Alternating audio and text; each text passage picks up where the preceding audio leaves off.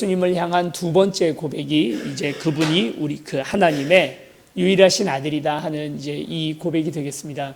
우리 지난주에 예수가 그리스도라고 하는 것 자체가 이미 오늘 우리에게 있어서 아주 중요한 신앙 고백이라는 사실을 오늘 우리가 배웠는데, 이제 그와 함께 그분이 하나님의 아들, 그것도 유일하신 하나님의 아들이라는 것은 어떤 의미를 가지는지 오늘 좀 같이 살펴보려고 합니다. 원래 구약 성경 안에서 하나님의 아들이라고 하는 말은 첫 번째로는 천사를 뜻하는 말입니다. 창세기에 보면 하나님의 아들들과 인간의 아들들이 서로 결혼하고 뭐 이런 이야기들이 나오죠. 그래서 노아가 이제 바로 그 노아의 홍수를 이제 유발하게 되는 문제가 바로 여기서부터 오게 되는 것 아니겠습니까?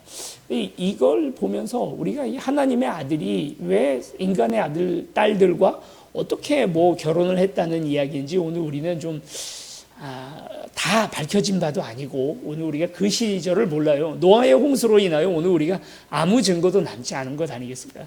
노아 이전에 있었던 일들에 대해서는 고고학이건 아니면 무엇이건, 그리고 또 다른 사료에도 아무것도 이야기가 전해져 있는 게 없기 때문에 무슨 이야기인지 정확히 잘 모릅니다.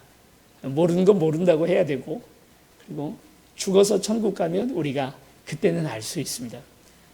이게 하나님께서 죽어서 천국 가서만이 알 수 있는 것, 우리가 뭐 타임머신이 있는 것도 아니기 때문에 그런 것을 하나님께서 더 알려주지 않으시는 이유가 뭘까요? 알 필요 없기 때문이에요.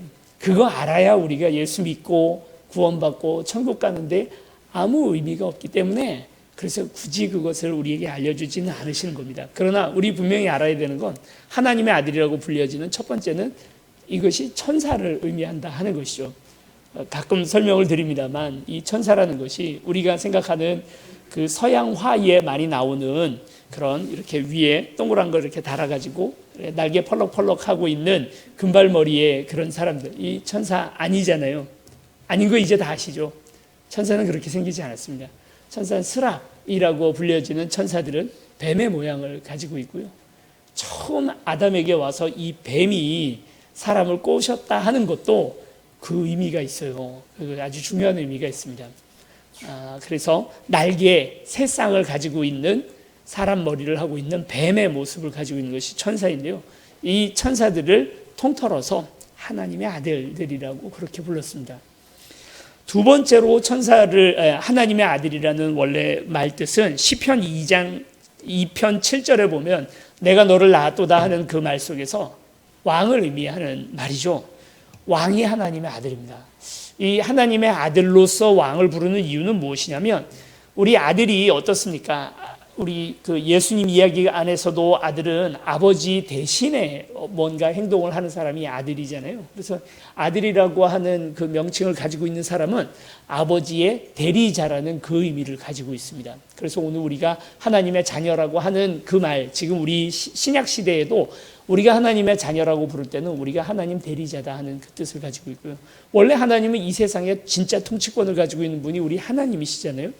그런데 왕이 그 하나님이 원래 이 세상을 통치해야 되는 것을 자기가 대신 이 땅을 다스리고 있는 것이니까, 그런 의미에서 하나님의 대리자, 하나님의 왕, 하나님이 세우신 왕이다라고 우리 그렇게 볼 수 있고요. 그런 의미에서 오늘 우리는 온 세상 지금 다스리는 것 아니고 오늘 우리의 영역 정도만 다스리고 있지만 아주 작은 의미에서도 이곳에서 하나님을 대리하고 있는 것입니다. 우리가 환경을 보호하고 또 이렇게 해나가야 하는 이유도, 이 환경 보호 안 하면 지구 온난화 그리고 미세먼지 많아져 가지고 우리가 곧 다 인류가 멸망할까 봐 그게 무서워서, 아니면 지금 북극에 살고 있는 흰 곰들이 점점 이 빙하가 녹아가지고 지금 새끼 곰이 빠져 죽고 하는 게 그게 불쌍해서, 그래서 환경 보호하는 게 아니에요. 지구가 멸망할까 봐 환경 보호하는 게 아니고 하나님이 하시는 일을 우리가 대신 해야 되기 때문에 하나님의 피조물인 세상을 아끼고 보호하기 위해서 우리는 환경을 보호할 의무와 책임이 오늘 우리에게 있는 것입니다. 지극히 인간 중심적으로 우리가 이제 북극곰 못 볼까 봐, 아니면 우리가 멸망할까 봐 우리가 환경 보호하지 않은 게 아니에요. 우리가 이제 그걸 분명히 알고 하나님의 피조물에 대한 우리 대리자로서의 그 위치를 찾아야 할 줄로 믿습니다.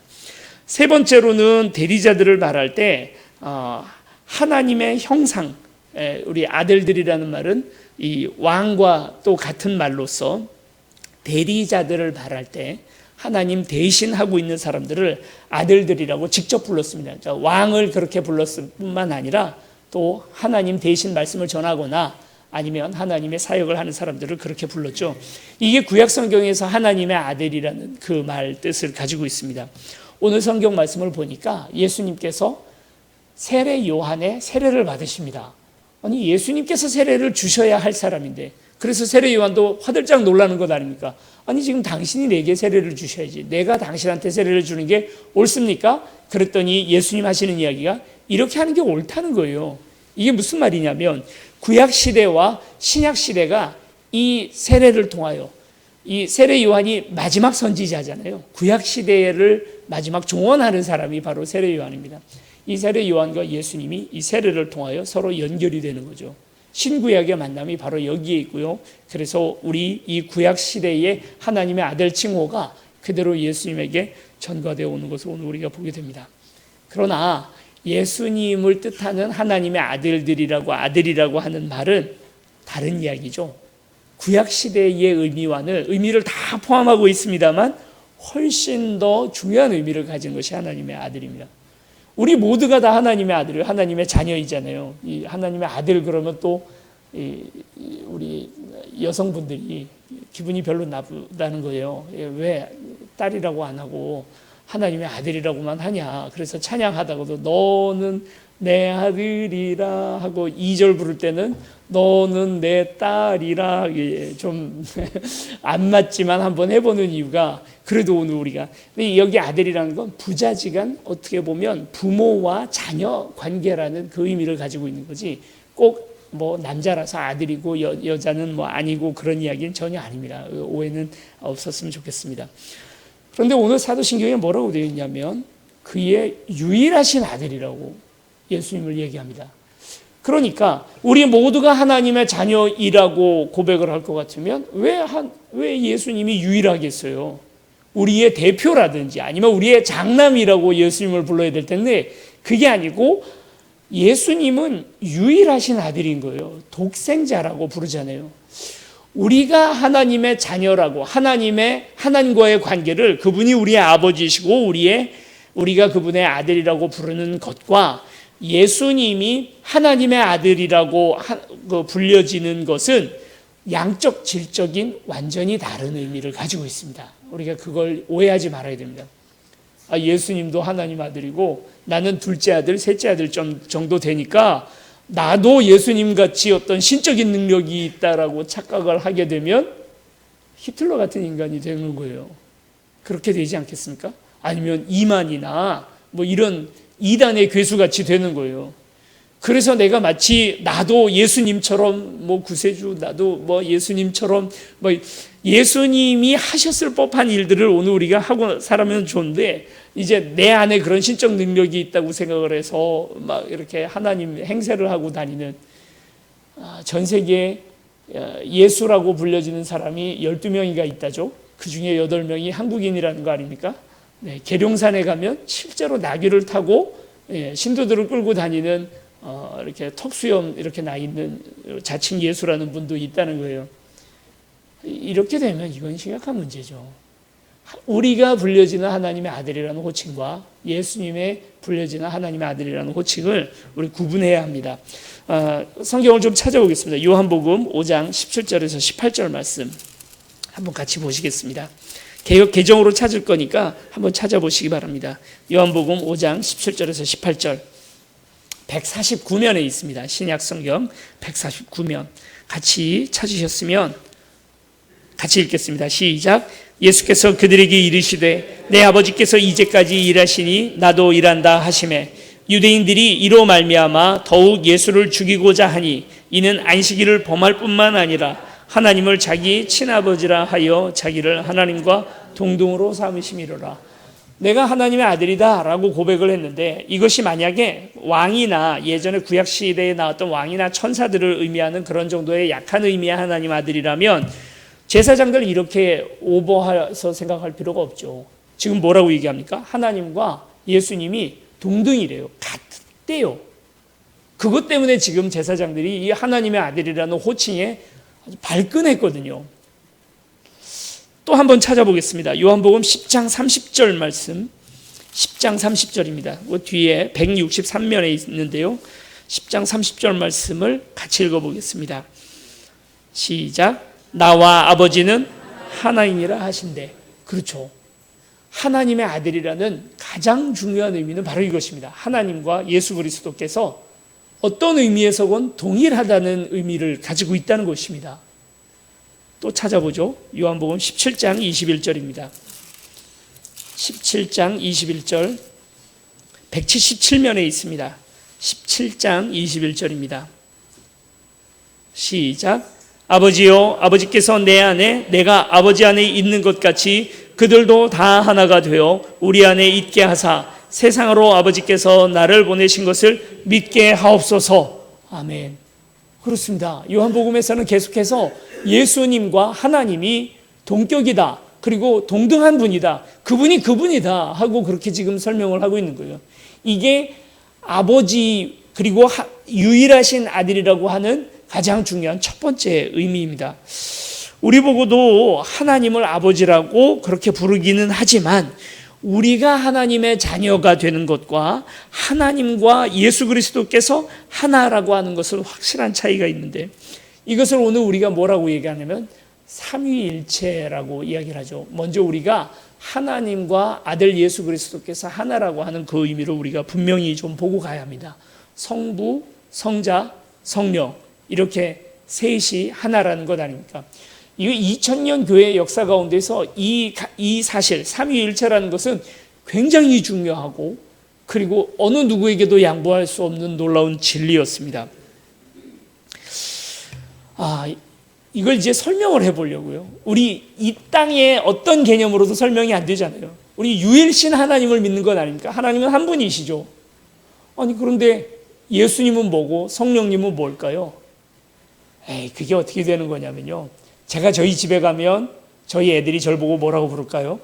목사님 이렇게 부르나요? 목사님 오셨습니까? 저희 집에 신방 오셨나요? 이렇게 안 부르고 뭐라고 부릅니까? 아빠. 교회 오면 뭐라고 부릅니까? 목사님 이러죠. 제 동생 만나면 제 동생 저보고 뭐라 그러죠? 형 이렇게 부르지 않겠습니까? 그러니까 같은 사람인데 같은 정용주가 어디에 누구에게 있느냐에 따라서 다 다르게 불려지는 것처럼 우리 하나님도 구약시대에는 여호와 하나님으로 불려지다가 이 땅에 사람의 몸을 입고 이 땅에 오시니까 아들 예수 그리스도로 불려지다가 그분이 가시면서 영혼으로 이 땅에 남아서 성령이 되셨다. 얼마나 이야기가 편해요. 이렇게 설명을 하면 이단입니다. 이단입니다. 네, 별로 안 놀라시네요. 이게 아니면, 그러면 하나님은 분명히 세 분이란 말이죠. 예수님도 하나님이시고, 그러나 이 예수님과 하나님 아버지와는 분명히 다른 존재라는 사실을 오늘 우리가 얘기를 해야 됩니다. 원래 달라.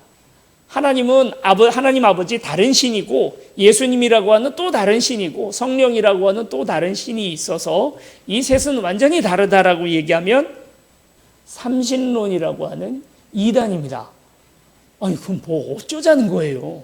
셋이 아니고 하나도 아니고 뭐라고 설명을 해야 되냐는 얘기죠. 그래서 어떤 분들은 뭐라고 얘기를 했냐면 사실은 예수님이 아니라 하나님이셨는데 이 하나님이 예수님으로 변장을 해가지고 이 땅에 오셨다라고 설명을 한 그런 종파도 있었습니다. 다 이단이 되었습니다. 우리는 이해가 안 가요. 이 땅에 있는 어떤 원리로도 어떤 비슷한 것으로도 이걸 설명해낼 수가 없습니다. 설명이 안 되면 그냥 이제 여기서부터는 어떻게 보면 믿음의 영역에 들어가야 하는 부분인데 우리가 억지로 이걸 설명하려고 애를 썼습니다.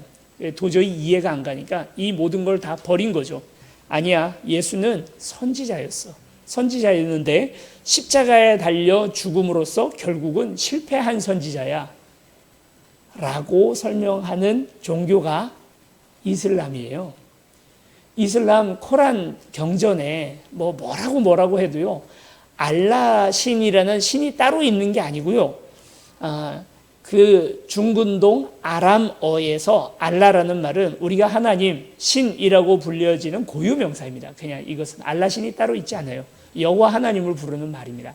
그냥 이분들은 구약 성경 모든 걸 다 인정하고 솔로몬 왕은 특별히 더 좋아합니다.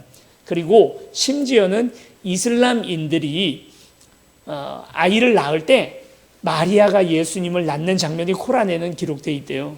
그 장면을 반복해서 읽어준대요. 그럴 만큼이나 사실은 신구약 성경을 두루 알고 있는 이들이 이슬람이고, 라마단 기간 동안에 이분들이 하는 게 뭐냐면 이스마엘이 광야에서 목이 말라서 죽어가잖아요. 근데 그때 이스마엘의 어머니 하갈이 거기 7번 그 샘물을 돌다가 샘을 발견해서 그 이스마엘 살려내는 장면이 나오죠. 구약 성경에, 창세기에.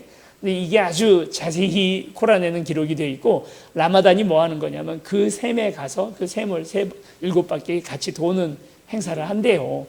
그럴 만큼이나 굉장히 유사해요, 성경의 이야기와. 그러나 이슬람이 우리와 다른 점이 바로 뭐냐면 삼위일체를 이해를 못해요. 예수가 하나님의 아들이라는 사실, 바로 이 고백에서 갈라지는 겁니다. 바로 오늘 지금 우리가 고백했던 것, 그 유일하신 아들 예수 그리스도라는 이 고백을 이슬람이 여기에서 막혀서 도저히 마치 무슨 고구마 먹다가 목이 막힌 것처럼 못 넘어가니까, 그러니까 마호메트라고 하는 사기꾼이 와서 그들의 교리를 바꾸어도 어쩔 수 없이 다 넘어가게 되는 거죠. 이 이슬람은 삼위일체에서부터 떨어져 나온 기독교 이단이라고 얘기할 수 있겠습니다. 여러분, 신천지라는 게 뭡니까? 신천지라는 것이 하나님의 아들 예수 그리스도의 그 개념을 온전히 이해하지 못해서 이만희라고 하는 이상한 구세주가 예수 그리스도, 재림 예수 그리스도라고 믿는 이조차도 삼위일체를 믿지 못해서 생긴 이단인 거죠. 여호와의 증인은 뭡니까? 예수님을 인간이라고만 보면, 신적인 예수님의 그 모든 성분은 다 빼버리고 예수님 그냥 이전에 구약 성경에 나오는 선지자들 중에도 좀 최고의 선지자 정도의 위치만 놓으면 여호와의 증인이 되는 거예요. 왜 여호와의 증인인지 아세요? 예수 그리스도의 증인이 아니고 여호와의 증인이라는 그 뜻이에요. 그래서 예수님은 신이 아니라고 생각하니까 여호와의 증인이 되는 거고, 그리고 이분들은 그래서 구약 시대의 율법이 우리보다 훨씬 많이 살아있죠. 그래서 토요일 날을 안식일로 여전히 그렇게 지내고 있는 것 아닙니까? 주일날 예수님이 부활하신 것이 이들에게는 아무 의미가 없으니까 그래서 여호와의 증인인 거예요. 제7 안식교도 비슷하죠. 또 하나님의 교회, 왜 하나님의 교회일까요? 예수 그리스도의 교회가 아니라 하나님의 교회라는 그 뜻이고요. 그리고 그 하나님이 누굽니까? 안상홍이라는 거예요. 그리고 아버지 하나님이 계시니까 어머니 하나님도 있다 그래서 안상홍의 아내 장길자가 엄마 하나님이라고 그렇게 믿는 종교들입니다. 자, 이제 보시면 우리가 아는 대다수 이단들이 다 삼위일체를 믿지 못하는 겁니다. 예수 그리스도께서 하나님의 아들이라는 사실을, 이 삼위일체에 도저히 이해가 안 가는 신비의 부분을 이해하려고 자꾸 드니까, 내 논리에서는 이게 이해가 안 가니까 그걸 우리 안에서 우리가 이해하는 틀로 자꾸 이렇게 재단을 하다가 결국은 다 이단에 빠지게 되고 마는 것입니다. 그래서 오늘 우리는 결코 이 삼위일체 다 이해가지 않는 이것을 우리가 믿고 고백해야 한다 하는 것을 오늘 우리가 꼭 알 수 있습니다. 그래서 오늘 우리가 고백하는 이 고백, 그의 유일하신 아들 예수 그리스도라는 이 고백이 우리에게 중요한 것입니다. 삼위일체를 설명하는 것, 우리가 그 신비라고만 이야기할 것이 아니라 아주 이 삼위일체를 설명할 수 있는 귀한 방법이라기보다도 오늘 우리가 좀 찾아볼 수 있는데, 요한복음 우리 아까 읽었던 17장 21절 말씀 우리 다시 한번 같이 읽겠습니다. 시작. 아버지여, 아버지께서 내 안에 내가 아버지 안에 있는 것 같이 그들도 다 하나가 되어 우리 안에 있게 하사 세상으로 아버지께서 나를 보내신 것을 믿게 하옵소서. 아멘.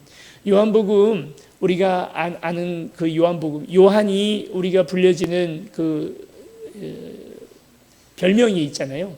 사랑의 사도라고 그렇게 불려집니다. 가장 사랑 많이 받았던 그런 사도가 바로 요한이다라는 그런 의미도 있고요.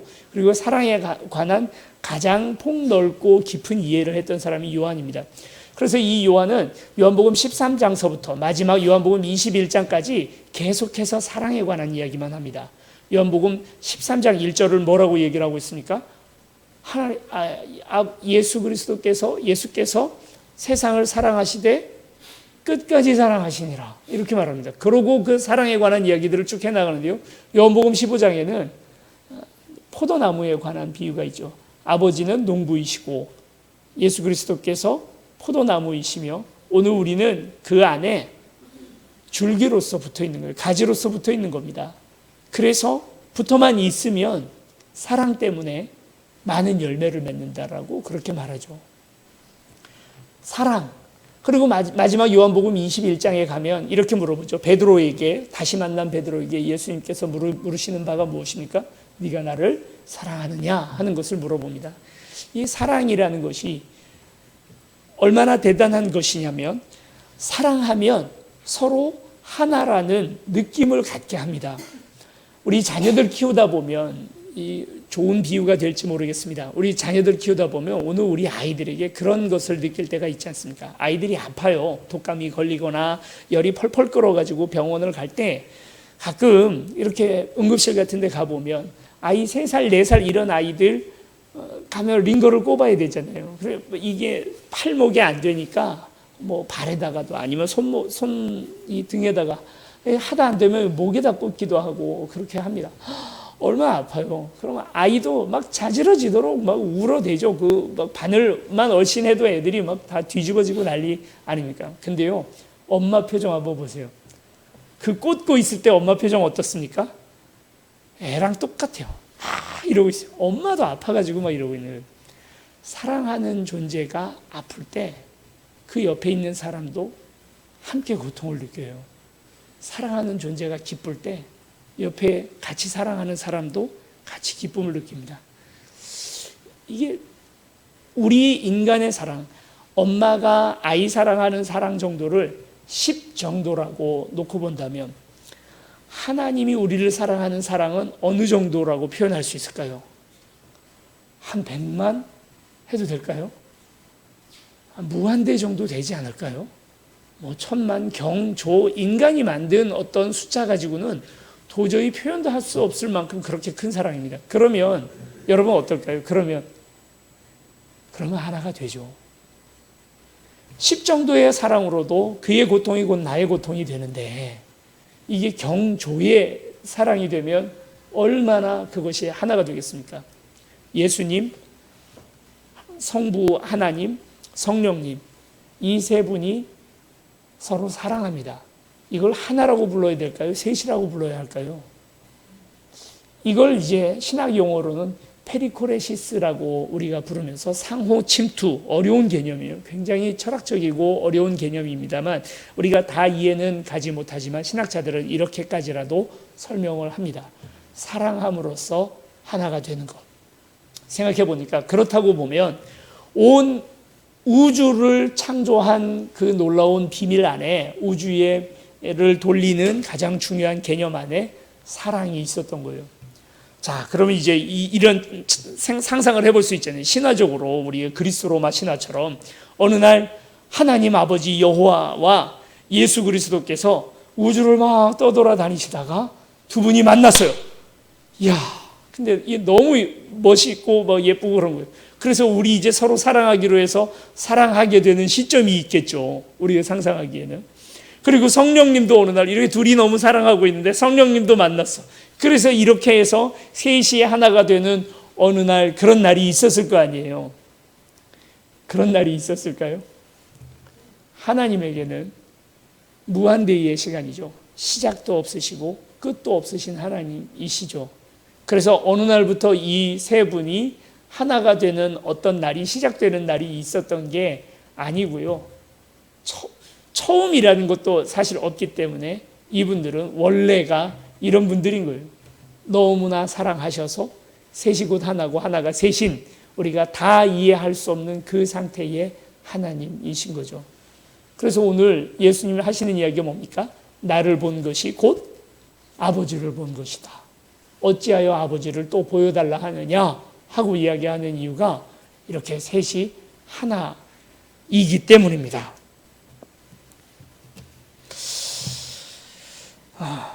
이 세 분은 기능적 차이는 좀 있습니다. 여호와 하나님은 가장 중요한 이 성경 안에서 지금 기록되어 있는 가장 중요한 기능이 뭐죠? 창조주 하나님이시잖아요. 그분이 세상을 창조하셨습니다. 그럼 예수님은 무엇을 하신 분이십니까? 우리를 구원하신 분이시죠. 구세주 하나님이십니다. 성령님은 뭐라고 요한복음에 불려집니까? 보혜사, 우리를 도우시는 분이시죠. 신비한 능력 주는 무슨 마술 같은 하나님 그런 분이 아니고요.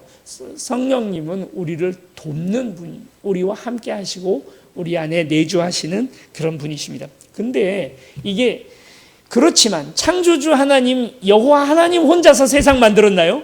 그게 아니죠. 여호와 하나님께서 말씀을 하시니까 말씀대로 되면서 세상이 만들어지잖아요. 이 말씀이 바로 무엇입니까? 이 말씀이 육신이 되어 그분이 바로 예수 그리스도 아닙니까? 그리고 또 어떻습니까? 그 창조의 사역 가운데에서 수면 위에 성령이 운행하는 장면이 나와요. 아, 그렇구나. 창조도 하나님이 하시지만, 주된 사역을 하나님께서 하시지만 그 창조의 사역 가운데에서 성자 예수님과 성령 하나님이 함께 동역하고 있는 모습을 우리가 발견하게 됐다는 거죠. 그러면 십자가는 어떻습니까? 십자가의 장면에서 예수 그리스도께서 십자가에 달리시지만, 그리고 그 옆에서 예수님을 돕는 자가 성령님이셨고, 그 예수 그리스도의 생명을 받으시고 그 보혈을 받으시는 분이 하나님 아버지이셨잖아요. 그런 의미에서 이것도 동역 사역이죠. 내주하시는 하나님은 어떠십니까? 우리 안에 성령님만 계시는 것이 아니라 예수 그리스도 우리와 함께하고 계시고, 그러므로 하나님 아버지 우리와 또 함께 하시는 것이기 때문에 이도 다 이 세 분이 함께하고 있다는 것입니다. 그래서 야, 너는 그냥 구원 사역만 해, 다른 건 간섭하지 마, 이러고 있는 하나님이 아니죠. 같이 하고 계시는 하나님이시라는 사실입니다. 그런 의미에서 삼위일체를 오늘 우리는 여기까지 이해할 수가 있습니다. 그 이상의 완벽하게 이해해 주세요. 제 능력으로도 안 되고 지금껏 모든 신학자들이 2000년 동안 연구를 해도 다 이해하지 못하는 하나님의 신비의 부분에 가려져 있는 부분이 삼위일체 하나님이다 라는 것 오늘 우리가 알 수 있고요. 그런데 이건 맞다라고 얘기할 수 있는 부분은 없지만 아니라고는 얘기할 수 있습니다. 셋이냐? 아닙니다. 하나냐? 아닙니다. 이렇게 이야기를 할 수밖에 없는 것이 삼위일체 하나님이시죠. 그런 의미에서 오늘 이 고백, 그의 유일하신 아들, 하나님의 아들이라고 하는 그 의미는 우리에게 이런 의미를 가지고 있습니다. 그래서 이것은 오늘 우리가 하나님의 자녀라고 고백하는 그 고백과는 분명한 차이가 있습니다. 그러나 여러분 17장 21절을 한번 살펴보시기 바랍니다. 다시 한번 17장 21절을 보시죠. 시작. 아버지여, 아버지께서 내 안에 내가 아버지 안에 있는 것 같이 그들도 다 하나가 되어 우리 안에 있게 하사 세상으로 아버지께서 나를 보내신 것을 믿게 하옵소서. 야, 여기에 놀라운 은혜가 있습니다. 그 하나님이 하나인 것처럼, 아버지와 아들이 하나인 것처럼 뭐라고 얘기합니까? 그들도 하나가 되게 해달래요. 페리코레시스는 부분적이고 양적 질적 차이는 분명히 있지만, 삼위일체의 원리는 양적 질적 차이는 분명히 있지만 교회의 원리이기도 한 거예요. 우주를 만들어 나가는 하나님의 전 우주의 통치 원리가 사랑이고요. 그리고 그 똑같은 원리, 그 똑같은 원재료를 가지고 교회가 교회되게 한 것입니다. 우리가 서로 하나라고 불려지는 오직 유일한 은혜는 바로 여기에 있는 거예요. 사랑으로 오늘 우리가 하나 되는 것이고, 이게 교회의 원리인 거죠.